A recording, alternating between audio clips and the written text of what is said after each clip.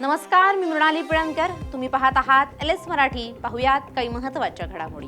दिवंगत अजित पवारांच्या जयंतीनिमित्त महापालिकेत 15 दिवसीय विशेष स्वच्छता अभियान. स्वच्छता अभियानात सहभाग नोंदवून निरोगी पुणे घडवण्यासाठी सहकार्य करण्याचं नागरिकांना आवाहन.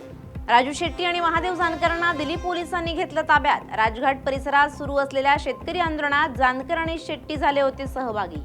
रितेश आणि जेनेलिया देशमुख यांचा आंदोलनाला पाठिंबा. आम्ही आमच्या देशातील तरुणांच्या पाठीशी खंबीरपणे उभे. रितेश देशमुख यांच्याकडून ट्विट करत माहिती. आषाढी एकादशी निमित्त पंढरपूरला जाण्यासाठी मुंबईतून 2 विशेष गाड्या सोडण्यात येणार. पंढरपूर आणि दादर दरम्यान गाड्या सोडण्यात येणार असल्याची माहिती. गाड्या 22 जुलै ते 29 जुलै दरम्यान धावणार. मावळचं वडिवळे धरण तुडुंब भरण्याच्या उंबरठ्यावर. पाणीसाठा 97.95% पोहोचला. नदीकाठच्या गावांना सतर्कतेचा इशारा. पश्चिम साताऱ्यात पुन्हा मुसळधार पावसाची हजेरी. कोयनेसह प्रमुख धरणांच्या पाणीसाठ्यात वाढ. प्रशासनाकडून नागरिकांना सतर्कतेचा इशारा. वाशिम जिल्ह्यात मागील 10 दिवसांपासून पावसाची दडी. एकबुर्जी प्रकल्पाची पाणी पातळी घसरली. शेतकऱ्यांमध्ये चिंतेचं वातावरण. वाशिम जिल्ह्यात तुरीच्या भावात तेजी. कारंजा बाजार समितीत तुरीला मिळाला 8,300 रुपयांचा उच्चांकी भाव. शेतकऱ्यांमध्ये समाधानाचं वातावरण.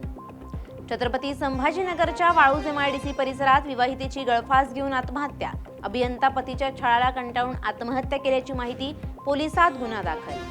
नाशिकमध्ये मध्यरात्रीच्या सुमारास अज्ञात टोळक्याकडून गाड्यांची तोडफोड. वारंवार अशा घटना घडत असल्यामुळे भीतीचं वातावरण. कायदा आणि सुव्यवस्थेचा प्रश्न पुन्हा एकदा ऐरणीवर. या होत्या आताच्या घडीच्या काही महत्त्वाच्या बातम्या. अशाच महत्त्वाच्या बातम्यांसाठी तुम्ही पाहत रहा LS मराठी.